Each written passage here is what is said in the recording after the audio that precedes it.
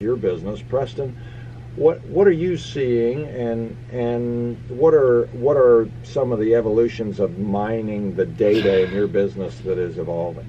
Yeah, that's kind of the scary thing about our business, Paul. There's some apps out there or websites that, like if you need something fixed, or you need a project, you put your name in there, put the project, and then before long somebody gets in touch with you about fixing that, whatever it is. Sounds great, right? And that's okay. People are volunteering for that. What they do on the back end, though, is they sell that lead. They say, hey, we got a job. We sell that lead to 3 different contractors, and they're on a certain percent, retention rate, whatever they figure out. And some leads pay a lot more than others. Something like a new roof, that's like a $150 lead, because they figure, 8 leads, whatever their conversion rate is. Okay, I'm well and good with that. I mean, you volunteered for that, you asked for that, and that's fine.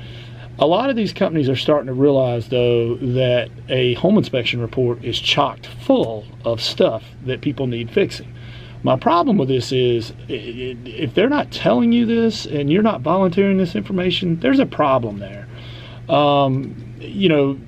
There are some proposals on the table that some companies might start offering free pre-listing inspections. I am all for pre-listing. We've talked about that all the time. We've spent many shows talking about how great a pre-listing inspection can be powerfully for the seller. It's fantastic. I do them. Yeah. My stuff. But traditionally, I do a pre-listing, you do a pre-listing inspection. We go in there, we find the things, the seller, fixes those things, puts it on the table, so it's a little bit more palatable and presentable to the buyer. 2 houses, one being pre-inspected is worth a little bit more. And the problem with this scenario, though, is if they come in with a free pre-inspection, the person who is inspecting that house in one form or another, maybe not directly, but is being paid by somebody who's selling leads. And there's a conflict of interest in there to me. I mean, so let's say a large store is somehow behind this, that also owns a piece of this this group or whatever, and they make the most money on roofs or HVAC system. Is it not possible that they could lean on this guy and say, hey, we really need to sell more roof leads, they pay more, or something like that? There's just a really bad, it's not, I mean, a home inspection is meant to be a third-party, unbiased evaluation of the home. My question is, if somebody else is paying for that inspection, is it truly an unbiased evaluation of the home, or does somebody have a financial interest in what is found? I guess it goes back to that old saying, if something sounds too good to be true, it probably is. So I would be very wary of a free inspection, free pre-inspection, because you got to ask yourself, how is that being paid for? So what they're going to do is pay a local inspector to do that, but then they're going to sell all the leads, and they're calculating making more on those leads than what the inspection cost. And if everybody knows about that and they're okay with that, okay, that's fine. But I got a suspicion that it might not be. I guess my thing is, if somebody's offering you a free inspection, a free pre-inspection, you need to ask, how is this being paid for, compensated, and what information is being sold, transferred, or, if that information's out on the market about my house, there's probably some issues with that.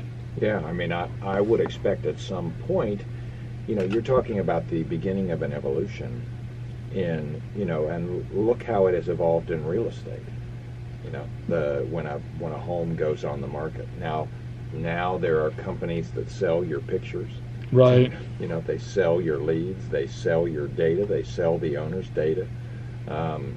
Thankfully, Keller Williams has had a little bit of a meeting with some of them and been able to harangue some of that, so that when people inquire about a listing, it actually goes to the agent that has it listed. Right. But in your business, Sandy, and certainly in your business, Preston, that data is gold. Right. Yeah. What they can qualify for, what their buying, spending habits are, their income, their family makeup, and the data that you collect, things on the house. It's, are they, does it need a new roof, like you said before? I mean, that's gold. We have a software package that we use that is able to interpret how people search. Mm-hmm. And it goes out and it finds out who they are, and if they've searched for homes in a certain area, Right. when I put a house up for sale, it tells me who those people are. Wow. So don't think that every click you make and everything you do and every doesn't have a price connected to it. Even the grocery store, those little loyalty cards, don't think they're not selling that data. Yeah. Well, and in this scenario, I think the way it's, and it's not out yet, it's all in proposal, but I see it coming, is they put the report online and it's a paid download. But you have to give all kinds of information to get that report. And now that information, here's a person who's interested in buying a house. Here's a person who's interested in a mortgage. Here's a person who's going to need insurance. I mean, I'm just a little wary about free. When something's free, somebody else's interests are front and center instead of your own. That's my problem with this. I'm not trying to sound like protectionism or whatever. I mean, it does sound nice that, hey, here's a house, click here for whatever, download the report, see the report. Then the other thing is, if you're selling and you do this free pre-inspection, are you going to have the opportunity to fix these things? I mean, it could potentially taint the sale of your house if you've got something wrong with it and you can't fix it. That just report goes online and it's all over. Yeah, that would be bad. And you have no control of it. Once it's online, I mean, it's there. Yeah,